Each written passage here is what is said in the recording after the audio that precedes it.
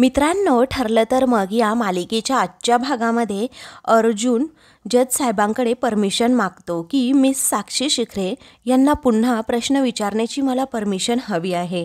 तेव्हा साक्षी आणि महिपत एकमेकांकडे पाहतात आणि खूपच घाबरतात। त्यावेळी आता अर्जुनला लगेचच मिलॉर्ड परमिशन देतात। मग इकडे आता साक्षी घाबरलेली असते, म्हणून महिपत हा म्हणतो की घाबरू नकोस, जा। साक्षी पुढे येऊन विटनेस बॉक्समध्ये उभी राहते। तर महिपत हा मनातच विचार करतो, आता दुसऱ्यांदा हिला बोलवले, हा देशमुख बाईची दातखिळी नाही बसली म्हणजे बरं होईल। खरं तर महिपतच्या चेहऱ्यावरही आता ते टेन्शन दिसत असतं, कारण अर्जुनकडे अजून कोणता पुरावा साक्षी विरोधात सापडलाय हे त्याला माहीतच नसतं। इकडे साक्षी विटनेस बॉक्समध्ये आल्यानंतर तिच्या मनातही थोडी धाकधूक असते की अर्जुन आता कोणते प्रश्न विचारेल। मग आता तो प्रश्न विचारायला सुरुवात करण्याअगोदर म्हणतो, साक्षी, तुमचा फॅशन सेन्स हा खूप माइंड ब्लोईंग आहे, आय एम व्हेरी इम्प्रेस। असं म्हणून तो आता विचारतो, तुम्ही एखादा सिंपल असा नेकलेस सुद्धा घातला असेल? तेव्हा सर्वजण अर्जुनकडे आता पाहतच राहतात, नक्की अर्जुनला काय म्हणायचंय। कुणाला काही कळत नसतं, सायली आणि चैतन्य सोडून। मग दामिनीलाच टेन्शन येतं की हा अचानक असा साक्षीच्या फॅशन सेन्सबद्दल का बोलत असेल, म्हणजेच पुढचा पुरावा याच्याशी संबंधित आहे। हा चैतन्य एक इन्व्हॉल्व अर्जुनकडे देतो। मग अर्जुन सांगतो, मिलॉर्ड, मला मिस साक्षी शिखरे यांना प्रश्न विचारण्याअगोदर एक पुरावा कोर्टासमोर सादर करायचा आहे। तेव्हा परमिशन ग्रँटेड असं मिलॉर्ड म्हणतात। तर अर्जुन थँक्यू असं म्हणून साक्षीकडे पाहतो। अर्जुन आता खूप वेळ तिच्याकडे पाहत असतो, अगदी नजर रोखूनच। तेव्हा साक्षी खूप म्हणजे खूपच घाबरते। इकडे सायली मात्र देवाचा धावा करू लागते की काहीही करून साक्षीने ते पेंडंट हे घातलंच पाहिजे।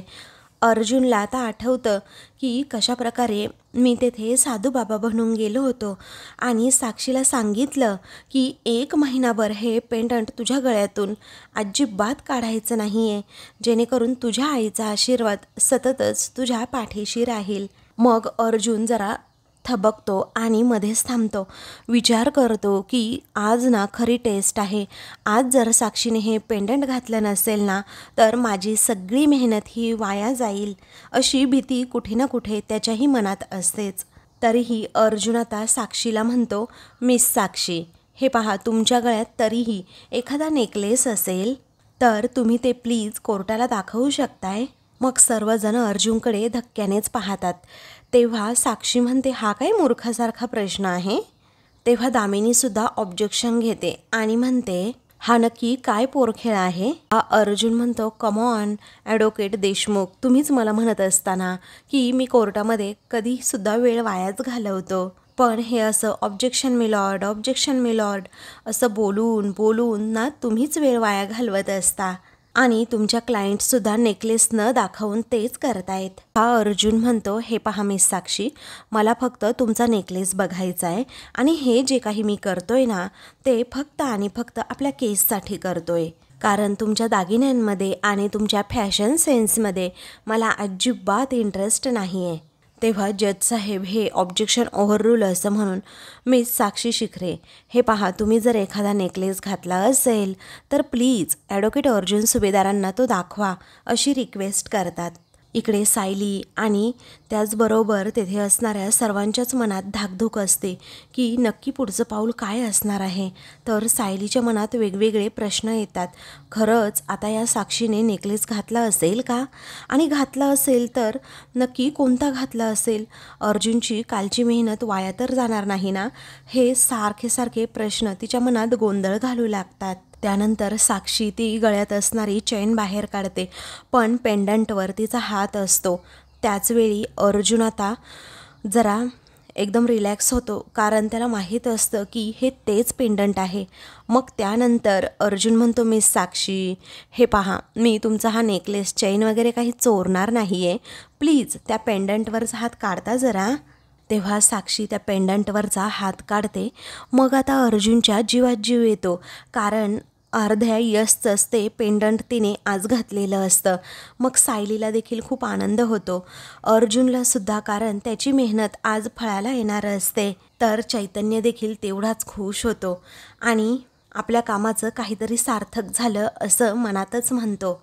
तेव्हा सर्वजण साक्षीकडे पाहू लागतात. या पेंडंटचा आता काय संबंध हे कुणाला आत्तापर्यंत तरी कळालेलं नसतं. त्याचवेळी अर्जुन म्हणतो, तुमचं हे पेंडंट ना खूप छान आहे, डेलिकेट एलिगेट, पण हे डिझाईन मला जरा अर्धवट वाटतंय. तुमचं हे पेंडंट तुटलं होतं का असं तो विचारतो. त्यावरती साक्षी काहीच उत्तर देत नसते. त्यानंतर अर्जुन 1 मिनिट असं म्हणून त्या अर्ध्या पेंडंटचा तुकडा हा त्या साक्षीच्या पेंडंटला जोडू पाहतो आणि तो जोडल्यानंतर यस हे अक्षर पूर्णपणे तयार होतो आणि मग त्यानंतर सगळ्यांच्या मनात धाकधूक होते. सायली मात्र तोंडाला हात लावते. चैतन्याला देखील तेवढाच आनंद होतो, कारण आज खरोखर खूप मोठा पुरावा साक्षीविरोधात सापडलेला असतो आणि हे फक्त चैतन्य आणि सायली अर्जुन या तिघांनाच माहीत असतं. त्यावेळी आता अर्जुन म्हणतो अगदी परफेक्ट, कारण ते यस हे अक्षर अगदी पूर्ण तयार झालेलं असतं.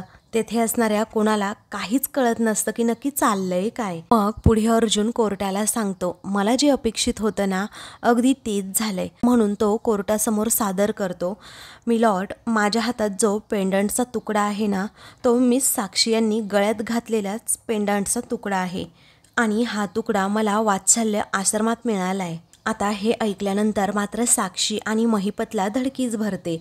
रविराज, दामिनी आश्चर्याने आता अर्जुनकडे पाहतात, तर प्रिया आणि नागराज या दोघांचीही जरा पुंगीच वाजते. मग त्यानंतर अर्जुन म्हणतो, इन्स्पेक्टर सावंतांकडे सुखरूप राहिलेला हा अजून एक पुरावा आहे. त्यानंतर दामिनी उठते आणि ऑब्जेक्शन घेत विचारते, ड्रामा चाललाय का हा? अहो, या पेंडंटसारखी आणखी करोडो तरी पेंडंट असतील, त्यातल्या कुठल्याही नेकलेसचा हा त्या पेंडंटचा तुकडा असू शकतो. तेव्हा अर्जुन म्हणतो की नाही असू शकत, पण हे पेंडंट हे चांदेकर ज्वेलर्सकडून कस्टमाइज करून घेतलं आहे, कारण हे पेंडंट 8 ऑगस्ट 1995 साली कालिंदी महाडिक यांनीच बनवून घेतलं आहे, म्हणजे कस्टमाइज करून घेतलं आहे असं अर्जुन सगळे कोर्टासमोर पुरावे सादर करणार असतो. एवढी माहिती सांगितल्यानंतर साक्षी मात्र घामाघूम होते. अगदी तिला घामच फुटतो आणि ती आपला घाम पुसत असते, कारण अर्जुनकडे एवढी इन्फॉर्मेशन आलीच कुठून हा प्रश्न तिला आता पडलेला असतो. तर महिपत मात्र आपले डोळे बंद करतो, कारण आता साक्षीविरोधात हा खूप मोठा पुरावा असतो. सायली मात्र गालात हसत असते, कारण आज अर्जुनचा विजय हा निश्चित असतो. त्याच्या कष्टाचं फळ त्याला मिळणार असतं. मग त्यानंतर अर्जुन मिलॉर्ड साहेबांना अजून एक पुरावा दाखवतो, चांदेकर ज्वेलर्सचा. अर्जुन सांगतो यामध्ये सर्व डिटेल्स आहेत, कारण 8 ऑगस्ट रोजी कालिंदी महाडिक यांनी कस्टमाइज करून घेतलेलं हे ते पेंडंट आहे. हे खूपच जुनं असल्यामुळे त्याची रिसिप्ट तर नाही आहे. चांदेकर ज्वेलर्सचे मालक अद्वैत चांदेकर हे स्वतःने मला हे सर्व डिटेल्स दिले आहेत. त्यानंतर अर्जुन साक्षीजवळ जातो आणि तिला म्हणतो, 8 ऑगस्ट 1995 ही डेट तुम्हाला ओळखीची वाटतीये का? तेव्हा साक्षी म्हणते, माझा वाढदिवस असतो त्या दिवशी. मग आता अर्जुन विचारतो, म्हणजे बड्डे असतो ना तुमचा, आणि कालिंदी महाडिक हे नाव तुमच्या ओळखीचंच असू शकतं. तुम्ही कोर्टाला प्लीज काहीतरी सांगाल की कालिंदी महाडिक नक्की कोण होत्या? तेव्हा साक्षी जरा घाबरतच सांगते, माझ्या आईचं नाव कालिंदी महाडिक होतं. असं आता साक्षीने कोर्टासमोर सांगितल्यामुळे इकडे सर्वांचीच कोंडी होते. सायलीला, मधुभाऊंना, चैतन्याला, रविराजला तेवढाच आनंद झालेला असतो. दामिनी मात्र डोक्यालाच हात लावून बसते. प्रिया आणि नागराज हे दोघेही आता आश्चर्याने साक्षीकडे पाहू लागतात. मग त्यानंतर अर्जुन जज साहेबांना सांगतो, मिलॉर्ड, साक्षीच्या आईने तिच्या जन्माच्या वेळी हे पेंडंट बनवून घेतलं होतं आणि याच पेंडंटचा तुकडा मला आश्रमाच्या आतमध्ये सापडला आणि हा योगायोग तर नक्कीच असू शकत नाही. आणि याने हेच सिद्ध होतंय की मिस साक्षी शिखरे या आश्रमाच्या आतमध्ये गेल्या होत्या. असं म्हटल्याबरोबर जज साहेब सगळं काही अर्जुनने पुरावे दिलेले अगोदर नोट करून घेतात. मग आता देशमुख बाईची बोलती अगदी बंद झालेली असते, म्हणून अर्जुन विचारतो, अहो देशमुख मॅडम, आता हा तुम्हाला जोक नाही वाटत का? कारण तुमच्या हसण्याचा किंवा टाळ्यांचा आवाज आला नाहीये. मग आता सायली आणि मधुभाऊ मात्र दामिनीची गंमत पाहत तिच्याकडे पाहून हसू लागतात. ॲडव्होकेट देशमुख बाई लगेच उठते आणि म्हणते, मिलॉर्ड, मला असं वाटतंय ॲडव्होकेट अर्जुन सुभेदार आहेत ना, ते या मेन केसचा मुद्दाच विसरून गेले आहेत. कारण ही केस विलासचा खून कोणी केला याबद्दलची आहे. याने आश्रमात कोण आलं कोण गेलं याने काहीही फरक पडत नाही. अहो मी तर म्हणते एक वेळ आपण धरून चालू की गेली असेल साक्षी आश्रमात. इनफॅक्ट तिच्या वडिलांबरोबर ती आश्रम विकत घेण्यासाठी गेली होती हे ऑलरेडी तिने कोर्टामध्ये सांगितलंय. आणि मी म्हणते गेली असेल कदाचित ती आतमध्ये आणि विसरली असेल आत्ता. पण याने नक्की काय फरक पडतो. पण याने हे तर सिद्ध होत नाही ना की विलासचा खून साक्षी शिखरे यांनी केला आहे. तेव्हा अर्जुन हे सगळं ऐकतो आणि point to be noted me Lord असं म्हणतो.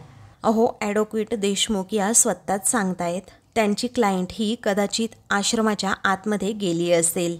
मग इकडे साक्षी पार रडकुंडीला येते आणि महिपत्या आपल्या लेकीकडे पाहतच राहतो. त्यालाही आता खूप टेन्शन येतं. मग पुढे अर्जुन कोर्टाला सांगतो 13 जानेवारीला त्या रिसॉर्टमध्ये होत्या हे खोटं मी अगोदरच उघड पाडले आणि तसे पुरावेसुद्धा तुम्हा सर्वांना दिले आहेत. आणि त्या रात्री त्या रिसॉर्टमध्ये नव्हत्या परंतु त्यांच्या फोन लोकेशनप्रमाणे त्या आश्रमाच्या जवळ होत्या हे सुद्धा प्रूव्ह केलं आहे. त्यावरून साक्षी ही त्या दिवशी मिस साक्षी ह्या खुनाच्या रात्री आतमध्ये गेल्या नसतील. आणि कशावरून त्या रात्री त्या पेंडंटचा तुकडा साक्षीच्या गळ्यातून तेथे आश्रमामध्ये पडला नसेल. कारण प्रीतीज ब्युटिकचं व्हिजिटिंग कार्ड त्या पेंडंटचा तुकडा हे दोन्हीही पुरावे ॲडव्होकेट देशमुख या का नाकारत आहेत. आणि जर आता असं असेल तर त्यांनी मला आत्ताच्या आत्ता हे सिद्ध करून दाखवावं की या दोन्हीही गोष्टी 100% आश्रमाच्या आतमध्ये पडल्या नव्हत्या. असं अर्जुनने आपलं स्टेटमेंट देऊन दामिनीची बोलतीच बंद केलेली असते. साक्षी महिपत दामिनी सगळेच जण आता खूप घाबरलेले असतात. तर अर्जुनने हे केलेलं स्टेटमेंट पाहून मधुभाऊ सायली चैतन्य हे सर्वजण गालात हसतात. कारण अर्जुनने अगदी बरोबर स्टेटमेंट केलेलं असतं. आणि कोर्टासमोर साक्षी किती खोटारडी आहे. साक्षीच या प्रकरणामध्ये किती दोषी आहे. तिच्या विरोधात अनेक पुरावे गोळा करून वारंवार साक्षी किती खोटं बोलते हे सिद्ध करून आता आपली खरी बाजू कोर्टासमोर आणलेली असते. पुढे ॲडव्होकेट देशमुखची अगदी बोलती बंद झालेली असते. तेव्हा अर्जुन म्हणतो उत्तर द्या मला आता. ॲडव्होकेट देशमुख उत्तर द्या. त्यानंतर आता ती काहीच बोलत नाही. हे पाहून अर्जुन म्हणतो मिलॉर्ड ॲडव्होकेट देशमुखांचं गप्प राहणं खूप काही सांगून जातं. त्यानंतर त्याचं बोलणं होतं आणि थँक्यू असं म्हणून तो आपल्या जागेवर जाऊन बसतो. तेव्हा चैतन्य आता तेथे अर्जुनला म्हणतो खूप मस्त स्टेटमेंट केलं खूप मस्त आर्ग्युमेंट केलं असं म्हणून तो त्याचं कौतुक करत असतो. त्यावेळी सायलीला सुद्धा तेवढाच आनंद होतो आणि कौतुकाने आपल्या नवऱ्याकडे ती पाहते. आज अर्जुनने स्टेटमेंट जे केलेलं असतं त्या सर्व स्टेटमेंटची पुराव्यांची पडताळणी जज साहेब करतात आणि त्यानंतर सांगतात निर्णय देण्याची वेळ आली आहे. कारण आज अर्जुन सुभेदारांनी जे काही पुरावे सादर केले आहेत त्या पुराव्यांनुसार मिस साक्षी शिखरे या वात्सल्य आश्रमाच्या वास्तूमध्ये गेल्या होत्या आणि त्या कोर्टाशी आणखी एकदा खोटं बोललेल्या आहेत असं जज साहेब दावा करतात. त्यामुळे साक्षी डोळेच मिटते आणि इकडे महिपतची सुद्धा अगदी कोंडीच होते. कारण त्याच्या लेकीचं पितळ उघड पडलेलं असतं. प्रिया नागराज देखील खूप घाबरतात. सायलीला आनंद झालेला असतो आणि ती आपल्या मधुभाऊंकडे पाहतच राहते. मग पुढे जज साहेब म्हणतात त्या खुनाच्या रात्री आश्रमात गेल्या असतीलच या शंकेला वाव आहे. तेव्हा सायलीला मात्र खूप आनंद होतो. तर दामिनी डोक्यालाच हात लावून बसते. मग त्यानंतर जज साहेब म्हणतात या संदर्भातील सर्व पैलू हे तपासले जावेत. निर्णय देऊन आता जज साहेब त्यांचं काम संपवतात. त्यावेळी पुन्हा एकदा सायली आता देवाचे आभार मानते आणि खूप म्हणजे खूप खुश असते. आता जज साहेब तिथून गेल्यानंतर अर्जुन दामिनीकडे पाहतो. तिच्याबरोबर हात मिळवणी करणार असतो आणि पुन्हा लवकरच भेटू असं म्हणतो. पण आता दामिनी हात न मिळवता लगेचच तेथून जाते. साक्षी महिपत आणि सगळेच जण तेथून निघालेले असतात. रविराज नागराज आणि प्रिया मात्र अजूनही तेथेच उभे असतात. त्यानंतर रविराज आता पुढे येतो आणि आपल्या ज्युनियरचं कौतुक करतो अभिनंदन करतो आणि त्यानंतर म्हणतो पण साक्षीने खून केलाय हे सिद्ध नाही करू शकणार तू. कारण तन्वीने प्रत्यक्ष पाहिलंय खून नक्की कुणी केलाय. तर इकडे प्रिया मात्र आता मनातल्या मनातच खुश होते आणि नागराजकडे पाहते. मग पुढे आता रविराज म्हणतो हो पण तू अपोजिशनची बाजू नक्कीच दुबळी केली आहेस Arjun. Great, all the best असं म्हणून तो त्याच्या कामाचं कौतुक करतो आणि त्याच्या पुढच्या वाटचालीसाठी खूप शुभेच्छा देतो. मग त्यानंतर आता रविराज हा अर्जुनचा निरोप घेऊन तेथून जातो. त्या पाठोपाठ आता प्रिया आणि नागराज देखील जातात. तर मधुभाऊ, सायली, अर्जुन आणि चैतन्य हे एकटेच तेथे उभे असतात. तेव्हा चैतन्य म्हणतो, आज दामिनीबाईची बाजू तू अगदी खोडूनच काढली. रविराज सरांनी तुझं किती कौतुक केलं, त्यांनाही असं एकदा वाटलंच असेल की तन्वी खोटं बोलतीये. मग सायली म्हणते, आणि आता तर सर्वांना समजलं असेल की मधुभाऊंनी खून केलेला नाहीये. तेव्हा मधुभाऊ आनंदानेच म्हणतात, आता तर मला खात्री वाटायला लागली आहे. या महिन्यापर्यंत मी नक्की सुटणार म्हणजे सुटणारच. अहो जावई बापू, तुम्ही आज एकावर एक असे वार केलेत ना की यापुढे कुठलंच खोटं टिकणार नाही बघा. दुसरीकडे आता दामिनी ही तिच्या ऑफिसमध्ये बसलेली असते. महिपत आपला खाली मान घालून बसलेला असतो. साक्षी आता दामिनीला म्हणते, मॅडम अहो ज्या क्षणी अर्जुनने त्या यस या पेंडंटचा तुकडा माझ्या पेंडंटला जोडू पाहिला आणि त्याने ते अक्षर जुळवलं, तेव्हा मला असं वाटलं होतं की या जमिनीने मला गिळून घ्यावं. कारण मला असं वाटलंच नव्हतं की अर्जुन असं काही कोर्टासमोर पुरावा सादर करेन. त्यानंतर महिपत ओरडून म्हणतो, त्या अर्जुन सुभेदाराला सापडलेले आश्रमातील सर्व पुरावे मी तिथे पोलीस स्टेशनात जाळायला सांगितले होते. पण हे कार्ड आणि त्या पेंडंटचा तुकडा कुठून आले काय माहीत. तेव्हा अर्जुन म्हणतो, आय एम शुअर हे अर्जुनने ना सगळं काही इलिगल पद्धतीने मिळवलंय. तेव्हा आता लगेचच महिपत म्हणतो, पण देशमुखबाई तुम्ही हे कोर्टामध्ये का नाही सांगितलं, म्हणजे कोर्टामध्ये लगेचच तेथे सिद्ध झालं असतं आणि त्याला कोर्टाने जाबसुद्धा विचारला असता. तेव्हा देशमुखबाई ओरडते आणि विचारते, हो का? अहो पण मी कोर्टामध्ये अजून काय काय बोलायला पाहिजे होतं, काय काय सांगायला हवं होतं, त्याची यादीच लिहून द्या आणि ज्या कॉलेजमधनं तुम्ही लॉ केलंय ना त्याचं एखादं व्हिजिटिंग कार्डसुद्धा त्याच्याबरोबर चिटकवून द्या, असं ती चिडूनच म्हणते. तेव्हा महिपत जरा धीराने घेतो आणि म्हणतो, देशमुखबाई प्लीज चिडू नका ना तुम्ही, कारण माझ्या लेकीच्या जीवाचा प्रश्न आहे हो. त्यानंतर साक्षी म्हणते, अण्णा थांबा जरा, ॲक्च्युली दामिनी मॅडमने विचारलं होतं अर्जुनला की ते व्हिजिटिंग कार्ड आणि तो तुकडा तुम्हाला नक्की कुठे सापडला. मग आता दामिनी म्हणते की तेवढ्यात सावंत आले ना, आणि तेवढ्यात त्यांनी काय केलं तर विटनेस बॉक्समध्ये जाऊन ॲडव्होकेट सुभेदारांच्या बाजूने साक्ष दिली आणि माझ्या हातात काही पुरावा नसताना एका पोलीस ऑफिसरची फिरकी घ्यायला किंवा त्याची उलट तपासणी घ्यायला एवढी मूर्ख नाही आहे मी. मला एक गोष्ट कळत नाही आहे की ते सावंत अचानक तेथे आलेच कसे. मग महिपत म्हणतो, मला तर काहीच कळेनासं झाले, माझ्या डोक्याचा ना अक्षरशः भुगा झालाय आता भुगा, विचार करायची ताकदच संपली आहे.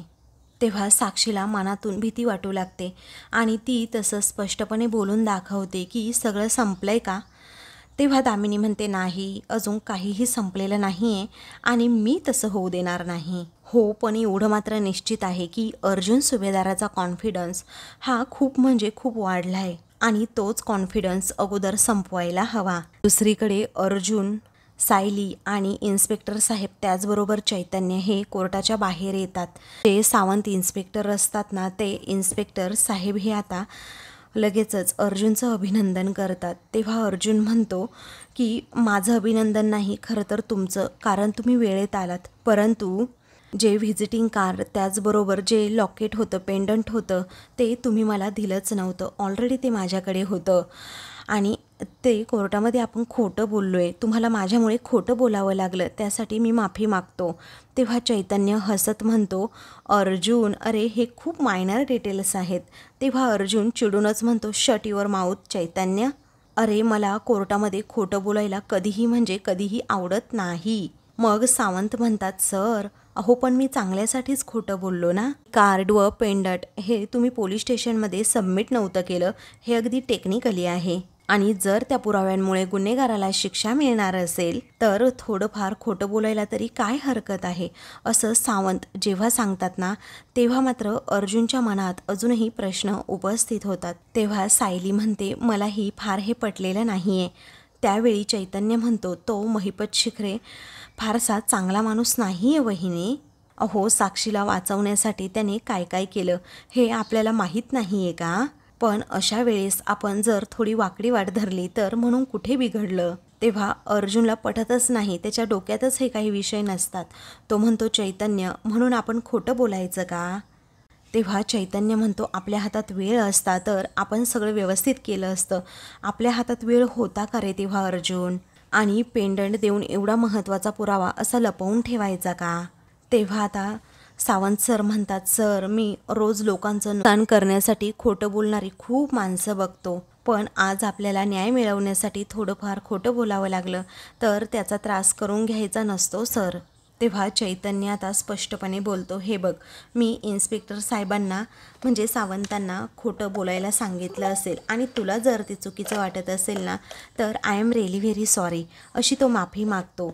मग सायली म्हणते, चैतन्य भाऊजी, अहो तुम्ही माफी नका मागू प्लीज. असं म्हणून ती अर्जुनला म्हणते, अहो मलाही तुमचं म्हणणं पटतंय, पण आता सध्या आपण फक्त आणि फक्त आपल्या ध्येयाकडेच लक्ष ठेवायला हवं आणि आज आपल्याला जो विजय मिळालाय तो साजरा तर करायला हवा ना.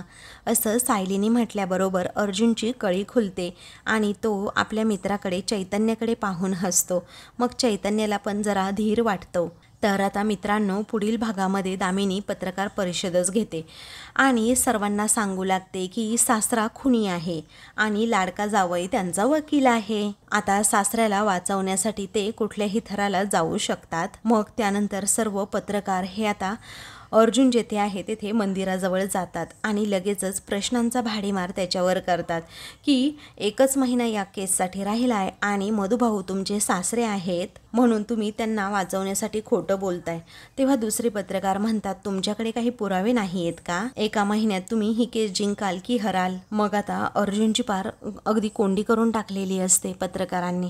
तेवढ्यात सायली तेथे येते आणि म्हणते, आमचा लढा हा आम्हीच लढणार आहोत आणि आम्ही सत्याच्या बाजूने आहोत, त्यामुळे सत्याला कोणाचीच भीती नसते, आम्ही ही केस जिंकणारच. असं म्हणून अर्जुनचा हात ती घट्ट पकडवून ठेवते आणि लगेचच अर्जुनला घेऊन तेथून जाते. अशाच मालिकेंचे पुढील भाग पाहण्यासाठी चॅनलला सबस्क्राईब करा.